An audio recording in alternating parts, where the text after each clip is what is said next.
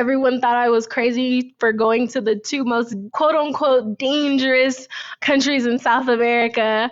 And I was like, are they dangerous or do they just have a lot of Black people? And so I wanted to find out for myself. This is the Maverick Show, where you'll meet today's most interesting location-independent entrepreneurs and world travelers, and learn the strategies and tactics they use to succeed. And now, here's your host, Matt Bowles. Hey everybody, it's Matt Bowles. Welcome to the Maverick Show. This is part 2 of my interview with Eileen Ivett. If you did not yet listen to part 1, I highly recommend you go back and do that first, because it provides some really important context for this episode. If you have already listened to part 1, then please enjoy the conclusion of my interview with Eileen Ivett. I would love to talk now about the content that you have been creating independently as part of Black Latin history and the award that you won at the Black Travel Film Festival, which I was supposed to be at, by the way. Shout out to Anita Moreau and the amazing team that organizes the Black Travel Summit and the Black Travel Film Festival, which is a part of that. I was supposed to be there, had my plane ticket, had my Airbnb booked, everything was all set. And then this Hurricane Milton happened. They had to delay it. And by the time they rescheduled it, I had a conflict because I had to be in Thailand speaking at a different conference in Bangkok. So I was not able to go, but you won this award. Can you share? Just want to give you props for that. Share what the award was that you won, and then share a little bit about why you won that award and what you've been doing with these stories on your platform. So yes, I won Best Travel Series for Black Latin History, which was super exciting. And since launching Black Latin History, it's had a few different ways of existing on the internet. But I think the current way, the way we won Best Travel Series is the best way for it to exist, is basically these in-depth YouTube explainer type videos, but also travel guides showing people how they could find Black history, Black culture, Black tours when they're traveling. And so the episode that was shown at the festival was the Cartagena travel guide episode that I did. And truly, I think I won because if you think of a lot of the travel content that exists out there now, series and shows, there isn't one that approaches it in the way that Black Latin history has been able to, right? We're giving you the history, we're giving you this very documentary feel to it, but then we're also showing you, hey, if you book this tour, you can experience this as well. And so I'm incredibly proud of being able to win that and show that there's an audience that really cares about this type of content, that really wants to travel in this very specific way as well.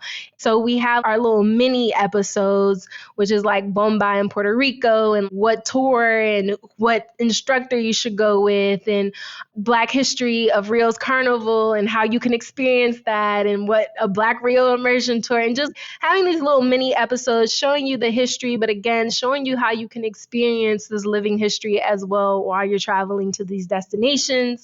And this year I really want to expand it and do more, because that Cartagena episode was a 3-person team. It was me. I edited it. I did the voice. I did the sound. I hired a local Cartagena director, and he had his assistant with him. And so he did some of the drone footage. I did some of the drone footage. It was literally just the 3 of us running and gunning this episode. And then I had to put it all together, find the story, edit it all together. Just really, really hoping that I can do more of that this year with more destinations, with Panama, talking about how reggaeton really started there, and the Panama Canal, and how so many West Indian culture is in Panama because of the canal, and Garifuna culture in Honduras, just like going to different parts of Latin America and showing these Black communities. But also, if you're going to be here, here's where you should stay. Here's where you should eat as well. Here's how you can continue supporting Black businesses in these places. But also, if there's not a Black-owned hotel, I recommend this place because it's really pretty and you can relax and you can still be on vacation while learning. Well, I want to go a bit deeper on some of these because I have learned a lot from watching your content. I have also really enjoyed the way you incorporate your personal experience in the place and what you're doing there with a lot of this historical context. And I'm wondering if we can start just in El Pacifico, and if you can share a little bit about the historical background of the Afro-Colombian community there, and then particularly the development of Afro-Colombian music, because some of the work that you've done really gives the social and political context of Curacao and Cumbia, and then all the way up to present day. You just put me on to a group called Chocwi Town, which I have been listening to for the past week. Yay! Yes, and I'm wondering if you could share a little bit about the music and then the social and political context for it. Yeah, so the music element into my content comes from the fact that my family lived in Cali, right? Cali is the salsa capital of the world. I grew up on salsa music. Music is kind of the way that I've been able to always feel connected to my Colombian culture, to my identity, to that side of my life. They say Colombia is the land of 1,000 rhythms, and we have so many sounds, so many folkloric sounds, so many new sounds, and a lot of the popular music that Colombia is known for is because of beautiful, brilliant musicians from El Pacifico. So one of Colombia's biggest salsa groups of all time is Grupo Niche, and they are from El Pacifico. They are from Quibdó, if I'm not mistaken, which is in the Choco region, which is northern Pacifico, and where my family from, Buenaventura, is like southern Pacifico, right? They're like the biggest salsa group of all time. I have a video that I need to finish editing about them, but even their name was basically a statement of resistance and rebellion and re-owning our Blackness in Colombia. And in terms of folkloric music, because of the Pacifico's isolation to the rest of Colombia, a lot of our sounds are very much what our ancestors created. It's very much the thing that was created centuries ago, especially like curulao. These are sounds that I grew up on that I haven't seen a lot of people talk about, but I just know because my family plays it and we're around it. So I applied for a Fulbright. I wanted to do research in Colombia, in Cali, to research curulao, because curulao is one of our most understudied folkloric genres from El Pacifico, or at least understudied in the English language, let me say that. And so I really wanted to just spend a year in Colombia researching, interviewing people, all of these things. I made it as a semi-finalist, but ultimately did not get selected for the Fulbright, and I was heartbroken. But I remember talking to Dr. Messi Walton. She is a professor at Howard, but she had did a Fulbright a few years ago to Venezuela. I was talking to her about the project, and she was like, listen, even if you don't get the Fulbright, you made all the connections you need to make. You know all the people. You have family there. You can go to Colombia anytime and work on that project anytime, that research anytime you want to. So she was like, whether you get the Fulbright or not, don't lose sight of your project. And I was like, she's right. It did take me 2 years later to actually act upon the fact that, wait, I do have family here. But music has always been the way that I have connected to Colombia and how I've always felt connected to Colombia, regardless of where I'm at in the world. I'm going to play my salsa. I'm going to play curula. I'm going to play chirimia music, which I just discovered the year before last when I went to Medellin for the first time. And it was so interesting discovering chirimia music because chirimia is from El Pacifico, but it's Northern Pacifico. So that's not what I know. That's not what I grew up in. So it's still the regional differences of it all. But music, I think, is a big way that the Afro-Colombian community has always stayed connected and has always been able to share our messages. And when you listen to the words of the songs and don't just dance to them, you realize they're talking about a lot of real stuff, like what it means to be Black in Colombia, what it means to be Black in the world, political things within Colombia. There's just so much depth to the music. And so when I first launched Black Latin History, I solely was thinking it was going to be a short form series. And so I was like, okay, what are some verticals that I can put under that? For me, like I said, my family's from El Pacifico, so I'm always going to try to put our culture to the forefront, because when people think Colombia, they don't think about us. I was like, oh, I should do a series called Somos Pacifico. Got the idea for the name because Chucky Town has a song called Somos Pacifico. But highlighting all these beautiful, intelligent artists that come from El Pacifico who make amazing music. I was able to do one episode, and then I have a few episodes scripted that I just have not been able to get to editing, but I did the episode on Chucky Town. And it's really crazy how life works, because I met Chucky Town for the first time ever when I worked at Complex. One random day at work, well, I'm like, I'm trying to get out of here. Someone was like, hey, can you join this meeting? It's some Colombian artists, and we just need to fill up the space. They were supposed to come the day before, but they scheduled conflicts. So they came today, and now we don't have it set up the way we were supposed to. So I was like, sure. And I walked in, and going to Howard, you don't get starstruck. We're used to seeing celebrities, right? I audibly gasped. I was like, oh, what? That was the first time that I had ever been starstruck, because one, I didn't expect it to be them. And two, I was like, wait. Because there was only two of us who were Colombian who knew who they were. Everyone else just, it's these random group from Colombia. And I'm like, do you know what they mean to us Afro-Colombians, what they have done for us? And so that was the first time I met them. And so when I was going to do the Somos Pacifico vertical and highlight a few artists, I was like, I definitely need to start with them, because one, they're the biggest, but two, they have a really interesting story, and they have really good music that I know people would really like to listen to. That is how that video came about. And you found it, you see it, you've come across the music. And at that time, I think I had a playlist I had created in conjunction with that video that included different Afro-Colombian artists, different genres. So there's salsa on there, there's hip hop, rap, there's salsa choque, there's these sounds that artists have created in newer years that draw from the folkloric music to today and making these new sounds and stuff. I could talk about music all day. I could talk about Afro-Colombian artists all day. I love incorporating music into what I do, into my content. Even if you pay attention to the songs that I use for videos that I'm not doing voiceover, but I'm probably just doing clips on, I always try to use a Black artist from that area. So if it's a Brazil video, I'm trying to do somebody who does Brazilian funk and is Afro-Brazilian. Those are like little things that a lot of people don't notice, but I can't just use some random song that's trending right now. It doesn't fit the vibe. So I use a lot of Chucky Town music. I use a lot of Alexis Play. He's an amazing rapper, also from El Choco. His music is everything. It's very high octave, but that man can rap. He is so good. I finally got to see him live for the first time. That month I lived in Medellin.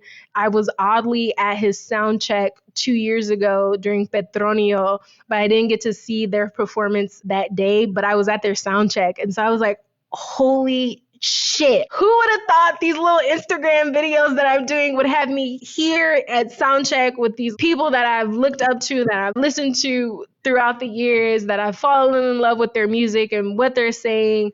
And then there's this new kid. His name is DFZM. And he is so good. I think he recently just turned 20, but he is from Buenaventura, which is very exciting because we haven't had a really big artist from Buenaventura. I feel like since Junior Jane, which was a rapper who unfortunately died a few years ago, we haven't had a big artist since him. And so DFZM, that boy can rap. And I love the fact that he's very much new age Colombia, new age music, but none of his music sounds all the same. Some people say he's the next Drake of Colombia because he can do melodies, that very melodic music, but also do this super trap, hard bars, I'm that guy type of music. And he was on that song that came out last year called Plus 57, which was J Balvin, Karol G. Some people call it the Colombian Avengers. And I was like, the white Colombian Avengers, because there's no way that they did this song and didn't include Chucky Town. They included DFMZ, which was great, and I loved it, and he has the best verse on it. But that song also irks me because I was like, y'all are making a song that's supposed to be the Colombia anthem, and y'all only included one Afro-Colombian artist. That was so crazy to me.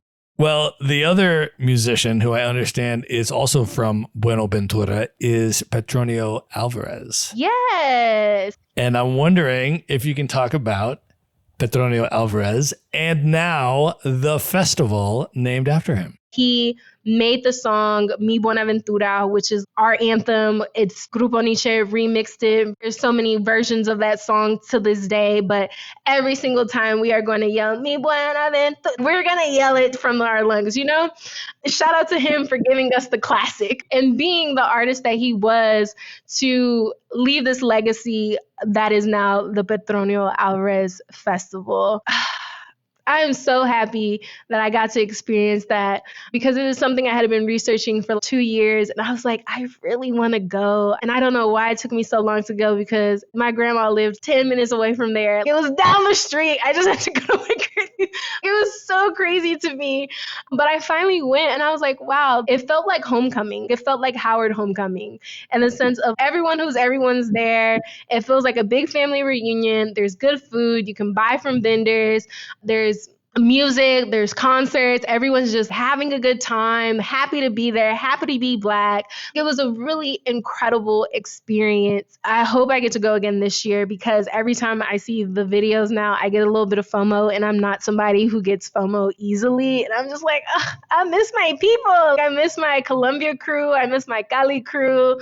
And there's just some really amazing designers and businesses and dancers just doing really dope stuff in Cali. And so I'm really happy to see that they're getting platforms and to put their genius out into the world and connects with people globally thanks to social media.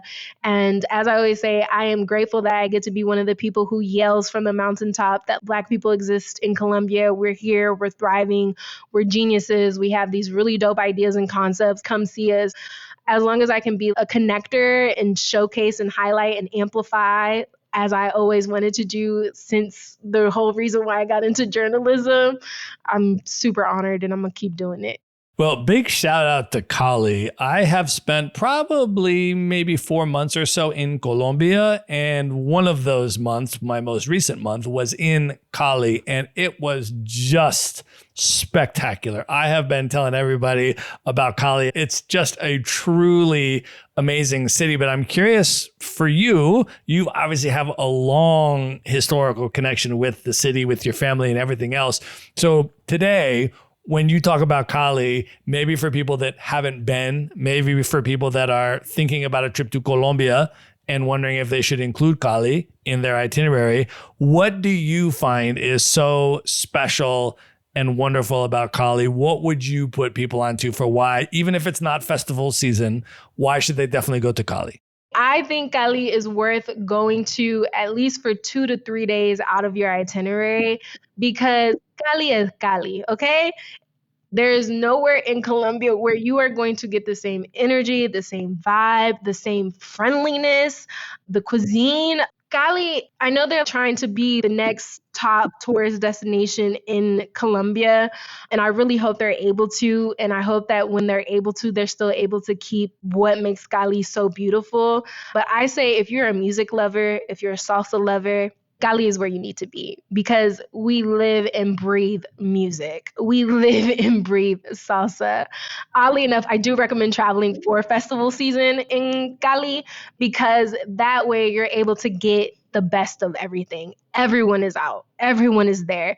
And Petronio is a free festival. So you're really just paying for your flight and your hotel if you want to buy food there. And coming from the US dollar, it's like $5 for a soup, a plate of fried fish, rice, a drink. It's very financially accessible if you're coming from the US dollar.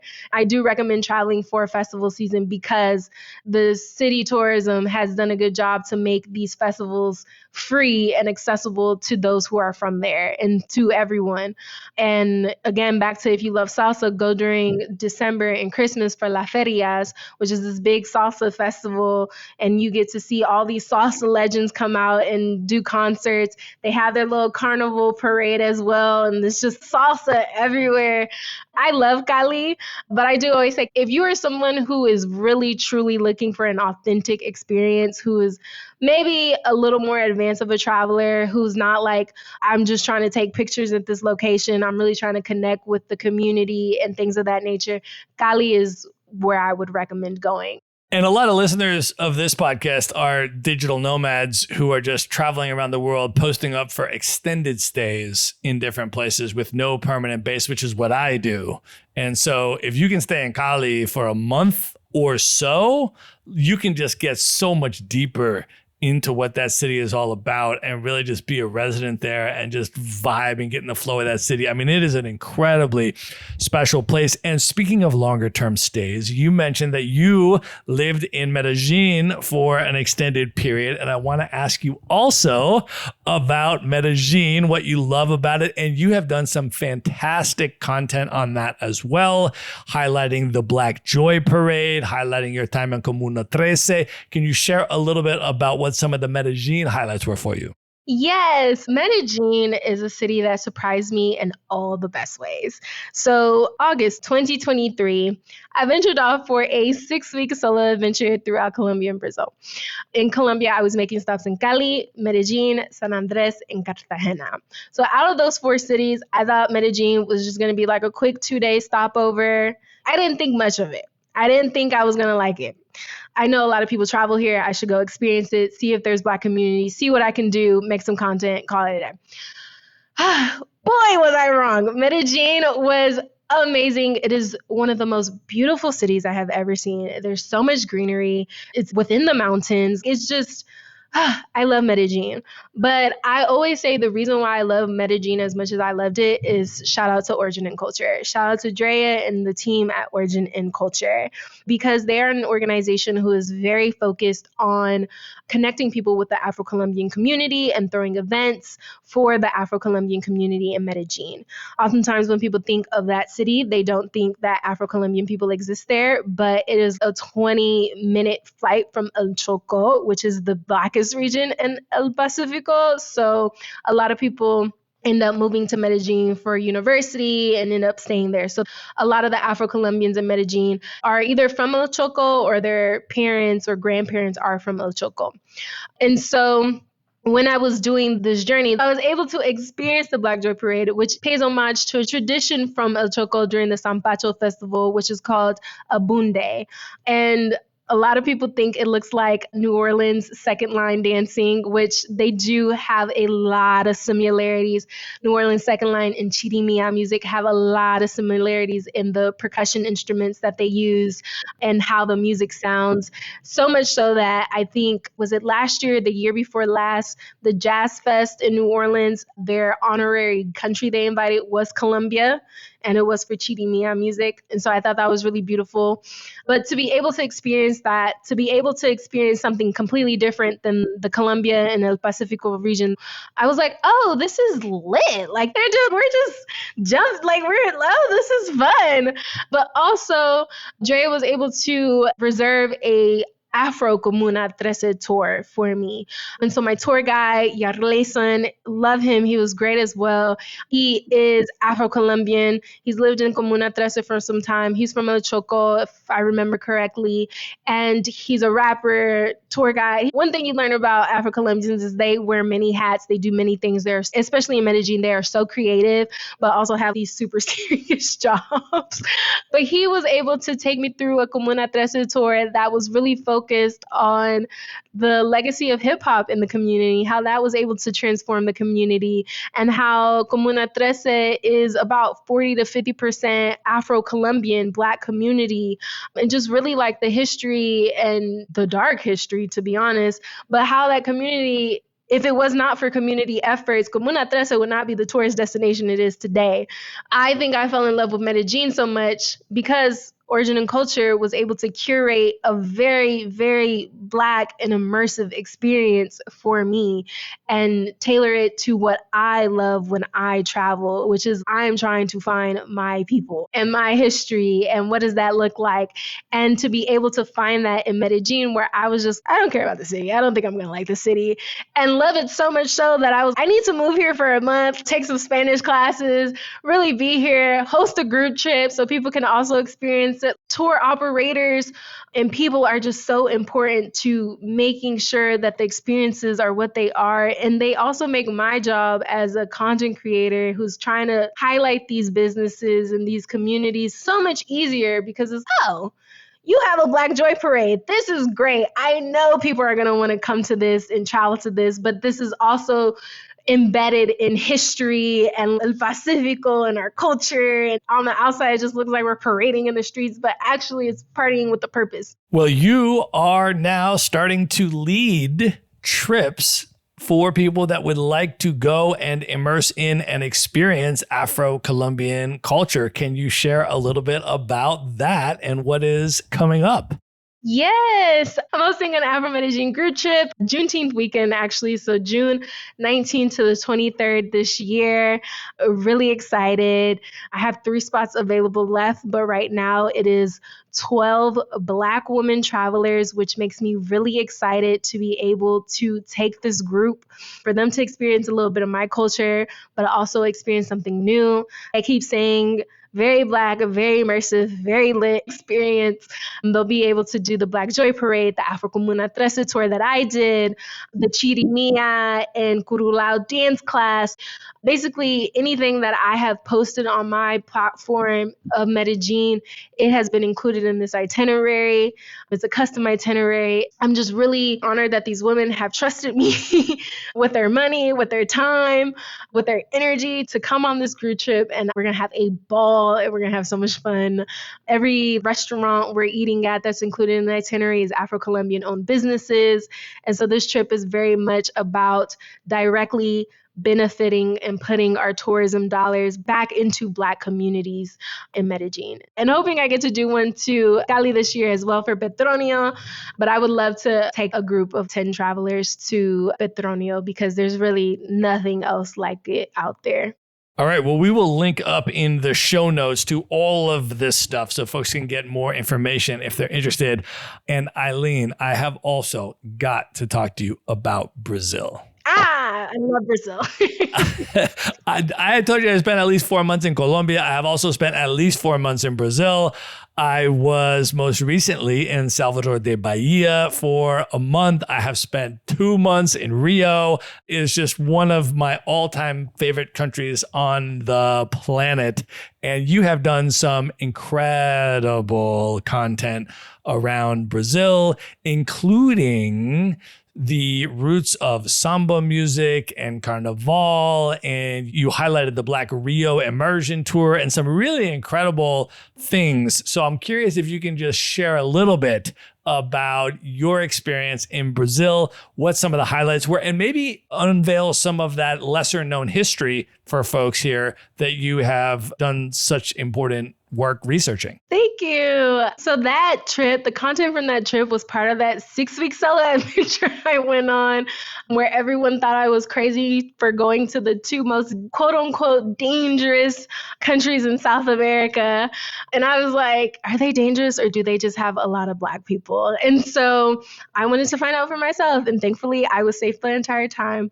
And I'm doing this research about Blackness in Latin America and how am I going to do Blackness in Latin America and not go to Brazil, which has the biggest Black population in South America. Yeah, I spent 9 days there and I went to Rio for a few days. Because I'm a researcher by heart, I was scrounging the internet trying to find Black Rio historical immersion type of tours.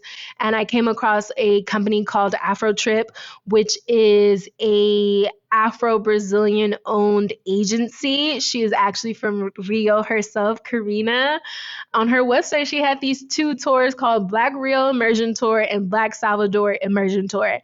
I was like, oh, that sounds exactly like what I need and looking for.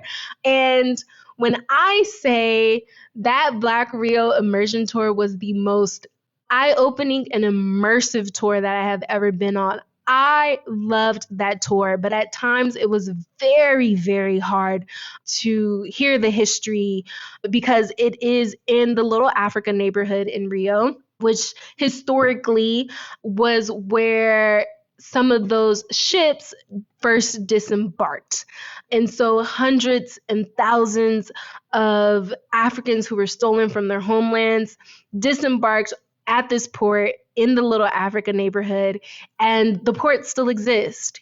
And you can go to it and stand there and see it. And it's just very gut wrenching. Historically, there's ancestors here. There's just so much trauma here. And my tour guide, Dandara, also amazing. She basically mapped it out for me. She was like, so they would disembark here and then they would go down this street with the houses. They get cleaned up, fed. And at the end of the street where this bus stop is at now is where they were sold. And I was just like, what? And she was like, yeah. And now you see it's just businesses here. A lot of people from here don't know this history, don't care to know this history. A lot of us in the industry are trying to preserve it and make sure that it doesn't get demolished for a new building or something like that. And so that was one aspect of it, was like this gut-wrenching, heartbreaking history of enslavement in Brazil. And me working on that Latin America Try to Eliminate Black People piece, I knew some of the history. I knew that Brazil was the last country to abolish slavery in the Western Hemisphere. I knew these things, but I never thought that I would be there, right there in it, experiencing it. And there was also on the tour, we stopped at the new Black cemetery where this family, they bought this property, and as they were digging up and trying to build the foundation, they found bones and skeletons of those who were stolen from their homelands, who died on the ships, and they were just discarded in this unmarked grave, basically. And so you can walk in there and you still see the skeletons and the bones, and you see these pictures of what slavery looked like in the Brazilian sense. Those parts were just so heavy, right? Just very, very heavy. But what was also really beautiful about that trip was that you go to Samba City, which is where the top 10 Samba schools from the previous year of Carnival are building out their floats and their costumes for Carnival, or Carnaval, as they say. So they're building out these floats, and you get to go behind the scenes, and you can't record anything in the float area because I think people forget that Carnival is actually a competition between the Samba schools. It is not just pretty floats and people dancing. Is a competition. They are trying to win, I think it was like $10 million or something like that. They spend 8 months out of the year prepping for this one moment. They have, I think it's 60 minutes that from beginning to crossing the line, the entire ensemble has to be out. It's a competition. So they were like, please do not record anything in this area. But you're seeing these floats that are made of styrofoam, and you're like, how in the world do they make it turn and flip in the final production? You're seeing all of this, and then they take you into a room where they teach you about Tia Ciara, which is like the Black woman who basically is the reason why Carnival and Samba, as we know it today, exists and why it's as big as it exists today. And she is from Bahia, and her and other aunties brought that Bahian culture and that idea of celebrating life through music and dance to Rio, and were able to have these samba parties in her backyard. But at the time, samba was criminalized because it was directly linked to Brazilian African spirituality, and the European elites were very scared of that. As the story goes, it wasn't until the president at the time, he had a infection that no one could cure. Tia Ciara was known as this healer, and so she was able to cure his incurable disease in 3 days. And he asked her what she wanted, and she basically said that we want samba, don't criminalize this, accept my community, my culture. And so that's how it became. Carnival, as we know it today, started essentially in her backyard and traditions from her backyard. So you're learning that in part of this tour. And then to end it all off, you get to try on old costumes and you learn how to dance samba and you're just, this was so cool. It was a little traumatic, but at the end, the Black experience is not all about trauma and slavery and that part of our story. Through that, we've had resistance, we've had joy, we've had celebration. And so I love that they were able to walk you through all of that in this one neighborhood. Even the art in the murals there are just very Black power. We're proud to be Black. And one of the murals called Etnia's mural, it's this world's famous mural. And it's, I think, the biggest mural, if not in the world, at least in South America. And it's in the Little Africa neighborhood. And people don't realize that it's in the Little Africa neighborhood. And it doesn't have any historical correlation to the history there, but this draws in tourism and people will go there, take that picture and not know a single thing about the rest of the area. And so even Pedro de Sal, which is the Salt Rock, but it's where people go to party Monday night and Friday night, I think. And it's in the Little Africa neighborhood. All of these tourist attractions are so deeply embedded with history and it's so beautiful. And so that was real. And then I went to Salvador because I was like, there's no way that I do Black Brazilian history, culture, and don't go to Salvador, which is said to be the Blackest city outside of Africa. And so Afro Trip had a Black Salvador immersion trip and she mixed it in with a food tour. So I was able to eat traditional Salvadorian food, which is very similar to the food we have in El Pacifico. It's a little spicier, but still a lot of seafood. There was this cucumber onion salad that tasted exactly like something my mom makes. That to me, I was like, wow, there are so many similarities here. And a lot of Nigerians also find a lot of similarities there because in Salvador, they've been able to maintain a lot of Yoruba culture, which you can tell because the orishas and candomblé are so embedded in that city. So it was interesting to see the Black history from a different perspective and how it goes from a spiritual aspect. I think Salvador is very spiritually inclined. You'll see those orishas and everywhere you'll hear people talk about spirituality and religion everywhere. Like it's just so part of them. I don't know. It was those two places. They were just very transformational to me. I could talk all day about what I learned there, but people need to go.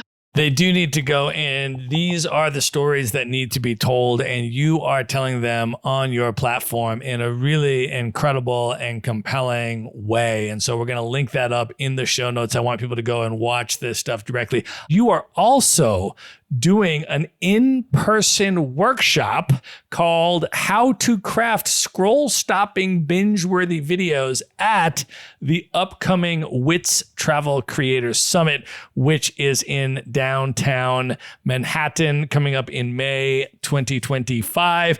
And by the way, folks, if you would like to come through for that amazing live event, there's going to be a bunch of Maverick Show guests there. And you can actually get a discount because Beth Santos, the founder of Wonderful, it puts on the WITS Travel Creator Summit, has been on the show a couple times, and she has offered Maverick Show listeners a $75 discount. So if you would like to come and meet Eileen in person and hang out with us and other amazing Maverick Show guests, you can get those discounted tickets at themaverickshow.com/wits. That's WITS. And then you can come join us there. Eileen, let me ask you one more question and then we'll wrap this up and move into the lightning round. When you think back about all of these travel experiences that we have discussed over the course of this episode, how do you think that all of that travel has impacted you as a person? I feel like, especially if you're on TikTok, there's the diaspora wars, right? Where everyone is, oh, Black American culture, oh, Nigerian culture, oh, Black UK, London, African culture, like the diaspora wars. I've never believed in the diaspora wars, but I think traveling has really solidified that for me. And the fact that there are so many more similarities between us in this diaspora across the world than there are differences. The way that the ancestors were able to maintain so many of the same culture and just call it different things. Same food, same music, same dance styles, same ways of wearing hair, and just named it completely different things based off the colonization language and creating Creole languages to figure out how to talk to each other and things like that. I think is incredible, and I think it should be celebrated more. And I think we need to stop arguing and really just be like, you know what? Our ancestors fought really hard for us to even be arguing about this dumb stuff. So how about we celebrate it and go experience it and see, oh, wow, that cucumber salad in Salvador really tastes like something my mama made the other day. Or, oh, bomba really sounds like garifuna music sometimes. Or New Orleans second line really sounds like Colombian chirimia music. You know what I'm saying? For me, traveling has just really been ancestral and just a dot connector. It's really made me be like, wow, our cultures are so beautiful. Yeah, I may not be Sierra Leonean, but I sure do know what palm oil and cassava plant is. I think traveling has just solidified that we are better together and stronger together as a community than apart. And we need to find ways to continue being a community globally and supporting each other and supporting our traditions and being open to the differences and understanding why those differences exist. The point is, we are a community and we should be connected and we should be celebrating and feeling very familial and comfortable going to each other's spaces and knowing that you will be welcomed in these spaces because we are a community. Well, I think that is the perfect place to end the main portion of this interview. And at this point, Eileen, are you ready to move in to the lightning round? Let's do it. Let's do it. The lightning round. All right. What is one book that you would recommend that people should read? Children of Blood and Bone, which is a fiction book. All right. Who is one person currently alive today that you've never met that you'd most love to have dinner with, just you and that person for an evening of dinner and conversation? Issa Rae. Easy. All right, Eileen, knowing everything you know now, if you could go back in time and give one piece of advice to your 18-year-old self, what would you say to 18-year-old Eileen? Dream bigger. Eileen, what are your top 3 favorite travel destinations you have been to so far that you would most recommend other people should definitely check out? I'm biased, so Colombia is number 1, Brazil, and then Puerto Rico. I think Puerto Rico is an amazing place to travel solo. All right, last question. What are your top 3 bucket list destinations, places you have not yet been, highest on your list you'd most love to see? Japan, Switzerland, and Sri Lanka. Amazing. I have been to all 3 of those. So when you're ready to plan those trips, Eileen, hit me up. I want you at this point to let folks know how they can find you, follow you on social media, connect with you. If there's any brands listening, you might want to do a collab with you. If people might be interested in learning more about the trips and the upcoming stuff you have going on, how do you want people to come into your world? So you can follow me on all socials at Eileen_Ivett. If you're a brand listening, I love doing very culturally immersive travel content. So holla at me if you are looking for something on that angle. And if you want to watch Black Latin History, you can follow us on TikTok at Black Latin History, and you'll see all of our short form content on there. All right. We are going to link all of that up in the show notes. So all of the ways to find, follow, contact Eileen, as well as direct links to everything we have discussed, and your discounted link if you would like to meet us in person at the WITS Travel Creator Summit. All of that is going to be in one place. Just go to themaverickshow.com and go to the show notes for this episode.